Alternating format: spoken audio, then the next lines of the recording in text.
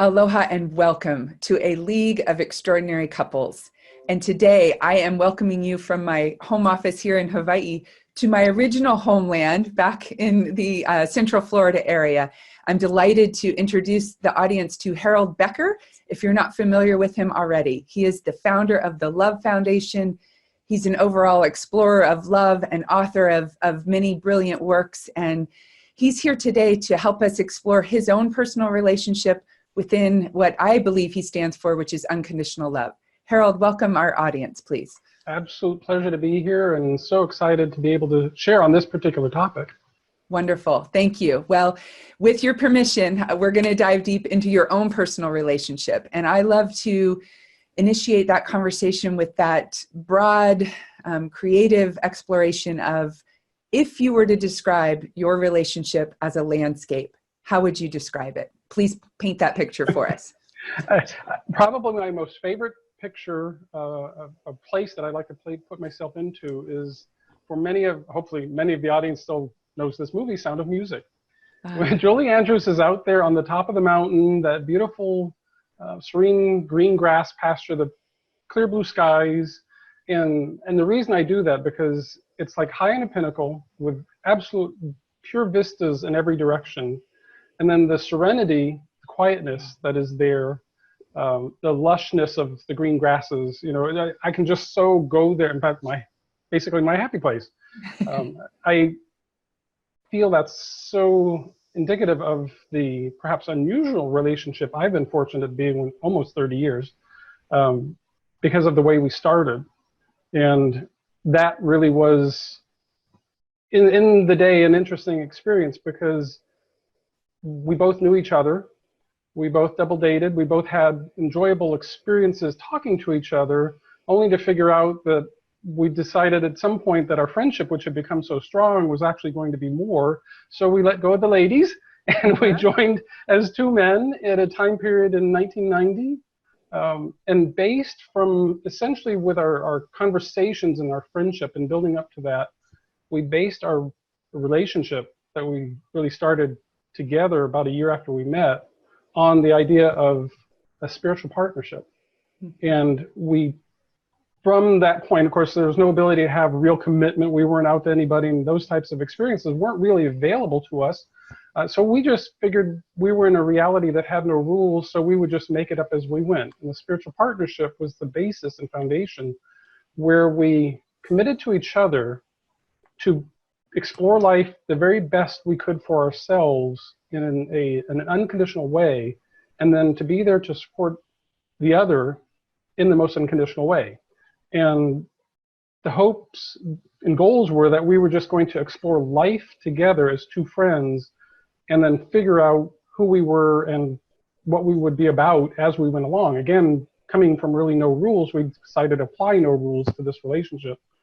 And it has been extraordinary. I think as a result of giving each other the sense of unconditional love, sharing that journey together so closely, giving each other the freedom to if one needed to go explore, we were going to give each other that freedom.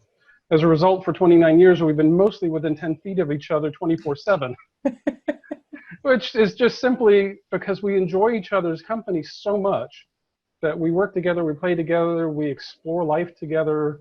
We are still individuals, we're still sovereign beings, and we get to explore because it's based on mutual trust, it's based on mutual admiration, understanding, and really the essence of genuine unconditional love. That's what we're all about, and certainly we apply it first and foremost to ourselves, and then from there in our relationship, and then from there in everything else we do. Yeah. Oh, I love hearing about this. Starting with the vista, I'm right up there with you, just looking out and that expansive quality, the tranquility, the serenity. And I love hearing you describe your relationship. And for our audience, I had the great good fortune of speaking with John yesterday, and the similar stories of, we haven't been more than 10 feet apart. It is the same story, but to hear each of you with that genuine enthusiasm and curiosity. At times I thought, well, they just met. They're still in the love phase and in this brightness. And yet to hear you say 29 years, nearly 30 years of that unconditional love. And you used one of my favorite words, Harold, which is sovereignty. So I would love if you could say just a wee bit more about that, of how that shows up in your life. Yes. And in a way, a crux of all of these experiences for us was that we recognized early on the understanding of unconditional love. And unconditional love for us is something that is very personal and internal. And really, I can say more things now in hindsight. We were wise before our time when we did some of these things, and now I understand the benefit of it. And for example, in our case, so we had no rules. As society, this was, for your American audience would know a show called Will and Grace. This was before Will and Grace. This was a time period where we weren't quite, Stonewall, we weren't quite that bad off with recognizing same sex. However, it was still very, very difficult. And for some people it still is, but in this time period, we realized that in coming out to ourselves, we needed to be absolutely unconditionally self-accepting. And we did that first. So we went first within each of ourselves and said, I love myself enough to be myself. I had to come to my truth and accept it and understand it and just be okay with it, even if at the point was maybe 6.5 billion people at the time would have been opposing it, essentially. So it was a deep, as you said, dive deep. I had to dive really deep. John had to dive really deep. And what was really fascinating to us is by coming from that premise of self-acceptance so quickly, so early, and perhaps the moment we met that created a union that gave us the strength to do this and unfold it very rapidly for us, that became the springboard moving forward. Once we had the love and the self-acceptance, of course, when we did come to family, it was received in love and acceptance. So I do think, and then my journey has been very much about the more we accept ourselves, the more we embrace ourselves, the more we go within and really come to know ourselves, our experiences begin to reflect that in the outer. And because my subject focus of life is love, and particularly unconditional love, but most people use the word love, there's such an externalized seeking for love, when in fact my premise and my understanding, my realization is right inside with us. And if we go from that standpoint, we'll be able to move forward with that love. And it really does kind of take the old outside in.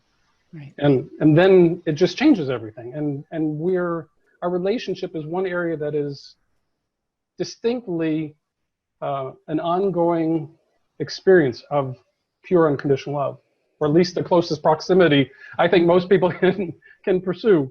Right, right. Well, I love hearing more about that, of how to have that unconditional love towards self, have that sovereignty for self, and still be able to be in close proximity, within 10 feet of each other a good majority of the time. You don't have to lose yourself. You don't have to seek yourself in someone else. And there's that underlying message of unconditional love. So I kind of already know the answer to this, but if you were to boil it down to its essence, given what you've said, I have a good guess here, but what is it that matters most in your relationship? Being aware self is so prominent, because once we're aware of ourselves, then everything else has a way of coming off that foundation. And particularly, I'm fortunate because I came to this awareness very quickly. For somebody that's not coming to it, I would say self-honesty, self-communication, self-awareness, honesty with the mate, the spouse, the partner, the friend, communication. I mean, if I look back at the numbers of people that we've interacted with over the years, communication is one of the most misaligned, misused, one of the most abusive aspects. And yet what happens is there's then such a outer focus again to communication. I always suggest to people, go back in and listen to your own inner communication. Listen to what you're thinking about life and how you're seeing it, and asking yourself, is this really making me happy? And what does it take for me to become more happy? And how do I need to be more honest with myself, honest with my feelings? It really isn't, as much as I enjoy sharing the journey with John or sharing the journey with anybody, the real journey is within. So the best friend we can have first and foremost is with ourselves. And the moment we become a best friend with ourselves, the friendships and the relationships and the experiences we have outside of ourselves will simply begin to be examples of that. So we really need to be very aware, but then we have to be very honest. We have to be very open. We have to throw away the rules. We have to throw away the images, and just really, find our own version, our own path, and figure out what love means to us. And then hopefully share from that position. Right, right.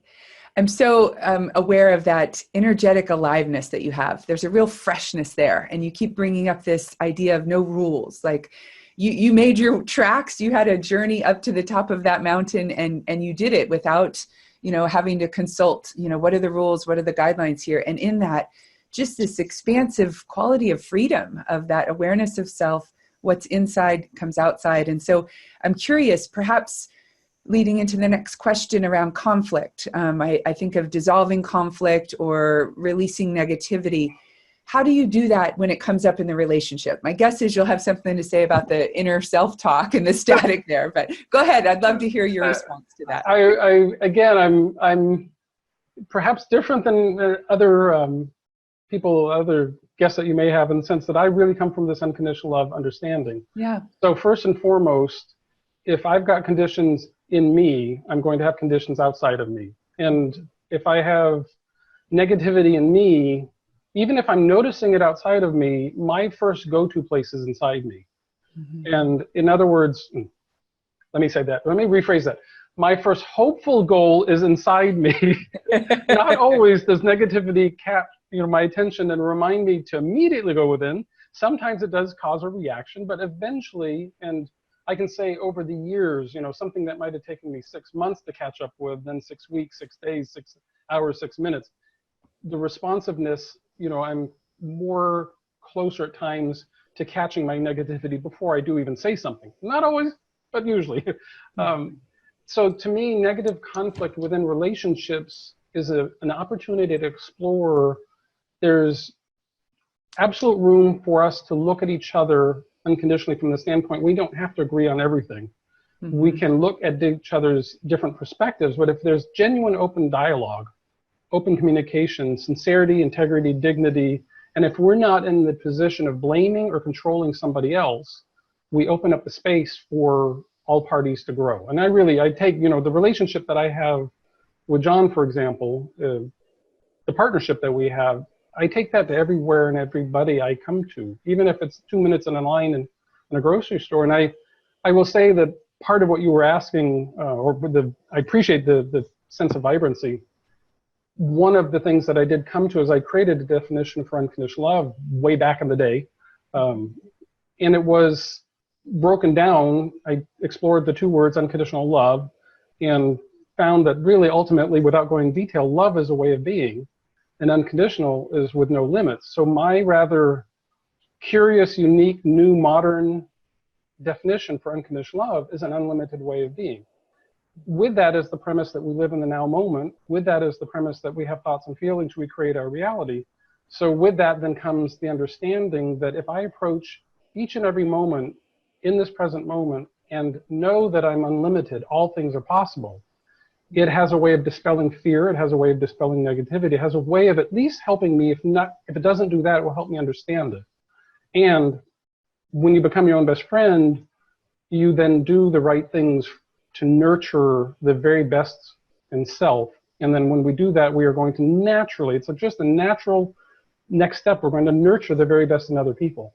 Mm-hmm. And that unlimited approach is, again, an aspect of the no rules. It's an aspect, it's really a culmination, all these various facets coming together and giving us kind of a whole new paradigm and understanding of how to live versus, say, generationally, the way we were taught parents. So in this sense, for this particular lifetime, I'm very grateful for being same-sex oriented, because it's given me the platform to, forced in a way, a platform to really, really come to know myself. Yeah. And from that, I look at like everybody on the planet as my relationship now as a result. So I just, I lose all sense of borders and controls and conditions. So it really is a way of kind of ultimately not just having the best relationship as a couple, but having relationship with self and then with everyone around us. Yeah. Yeah.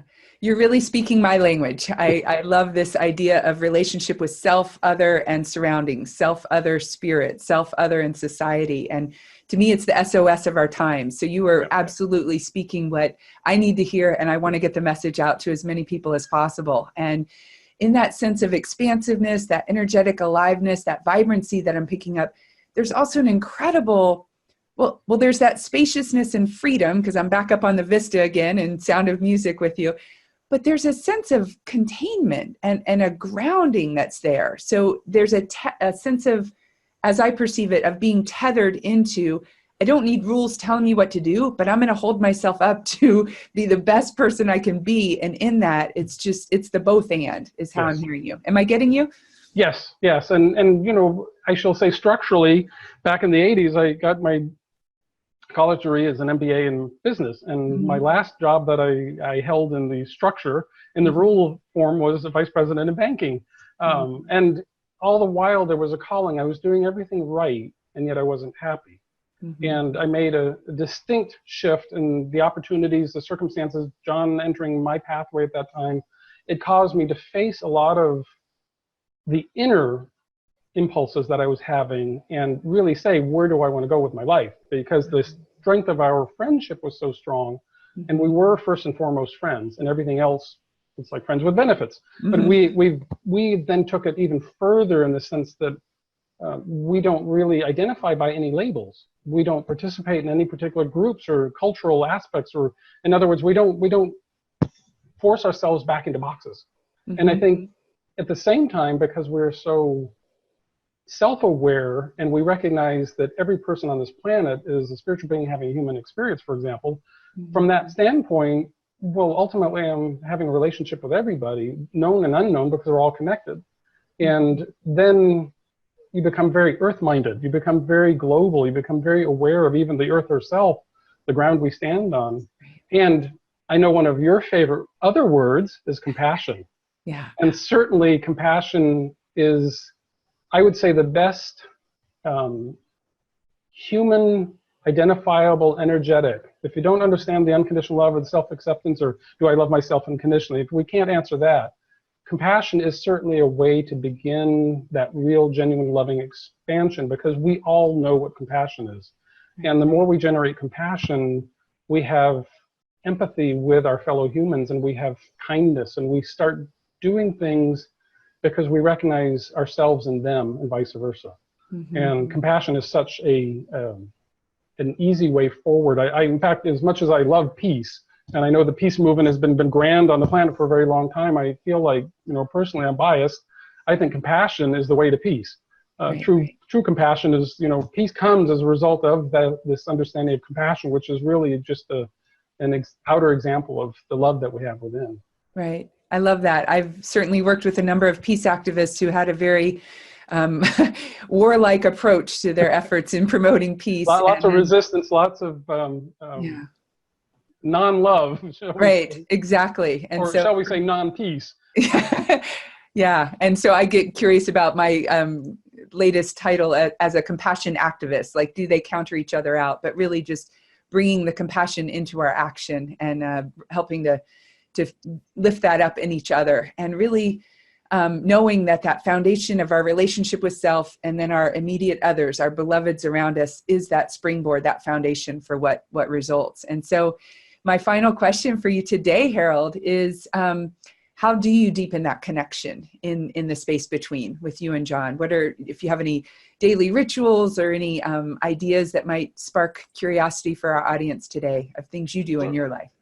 I can say one of the things that I've been very fortunate, I think, because there's been awareness of addressing inner conflict before it becomes outer conflict. I can say, in another one of the rarities, in 29 years, the two of us have never argued. We've never had a fight, because there's never been reason. Now, we've had moments of misunderstanding, moments of not seeing perspective. And in my case, I don't expect him to see my perspective my way. But we do it by constant, and again, very fortunate, very, very fortunate to have someone that's walking the path with me that says, I'm going to go within first. If there's something that is not feeling right, I'm going to go within first. And when you can do that as a pair, as a couple, it becomes really quite extraordinary. And if you're not trying to control and you're really trying to enjoy, then that level of intention, and this really does boil down to pure intention. It's what do we want? What do we intend for life? And if you have a goal to have a white picket fence and 2.3 kids and all that, that is absolutely wonderful. I would say ask first, is it your real genuine intention, or is it just something that's been generationally passed down to you? if you're inspired from within, then follow that inner passion, that inner intuition, that inner guidance. And then when you do run into obstacles or opportunities, challenges, whatever you might consider them, do the best job possible of going within as quickly as possible, and then forgiving, releasing in whatever order, having compassion for self, for the others, coming back to the balanced state. Meditate, take a deep breath. I would say the biggest thing, take a deep breath. That's the quickest way to connect yourself to everything. If you just take a deep breath, it has a way of just instantly dispelling the energy. And then, you know, it really is, again, my life mantra is all about unconditional love. So I'm focused on how does this apply every moment of every day. That's not going to be for everybody, but you can certainly get quite a close proximity just by having the intention to be the very best me I can be. And therefore, you know, that whatever does arise will be more easily addressable, if that makes sense. Yeah, absolutely makes sense. And thank you so much for the reminder for us and for myself about the breath, you know, that stop, drop, and breathe. It just keeps coming up. That's a universal theme to help us calm our reactivity, move more into responsibility. And I'm quick to go within. I don't have a problem with that. But when I go within, I tend to do so with a bit of a sword. And so what I'm taking from this interview, and thank you for the inspiration, is I don't need to be so, you know, it can be a little bit more gentle. And the whole idea of without condition, you know, that was unconditional is definitely an area worthy of exploration for me. And I'm guessing for many, many of our listeners that we don't have to put conditions on ourselves. And when we do that, we free up the people around us. I do wish I would have learned a lot of these things early on. Yeah. It would have made my life a lot easier. And everything that I've come to and everything I explore and anything I share, I would never ask anybody to try something I haven't tried first. Right. In other words, I can only come from my personal experience, and words will never teach. And, you know, however lofty our ideals are, it is the experience that we have, and people will find their own pathway, and they'll find their truth, and they'll validate whatever is right for them. Mm-hmm. We're just mutually, I think, kind of sharing that there's a more joyful pathway. And it doesn't have to be so harsh, and doesn't have to be so hard. And, you know, it may not always work out with the current partnering that we're in. Mm-hmm. And at the same time, if you're fortunate and the two partners can grow together, and as we have been able to do by intent, then the exploration just becomes magical. And yes, we're still on a 29-year honeymoon. Yeah, I get that sense in that magical kingdom right in your backyard. It's just exactly your relationship. So exactly. I love it. Love it, love it, love it. Well, thank you for that reminder of our intentions can really guide us and serve as that inspiration. I look forward to collaborating with you in the future. And I want to take a moment to introduce our audience to your website and tell us about the day coming up, May 1st, how we can all join together again. So the Love Foundation is our nonprofit, and we are worldwide, and we have people in about 50 different countries that volunteer for us, and throughout the United States that represent us. So we have a lot of resources on the website available to help people come to this. We have a YouTube channel that has over 260 videos, and then Global Love Day is our annual approach to say, let's celebrate our humanity. There's no one holiday, there's no one thing where we just simply recognize each other for each other. So each May 1st, we go with the idea of Global Love Day and celebrating our humanity. And of course, the other theme line is Love Begins With Me. Yeah, love begins with me. I love it. I'm going to go put that date in my calendar right now. I encourage all of our listeners to do the same. And thank you so much for your time and energy today, Harold. Absolute pleasure. Thank you for having me. You are so welcome.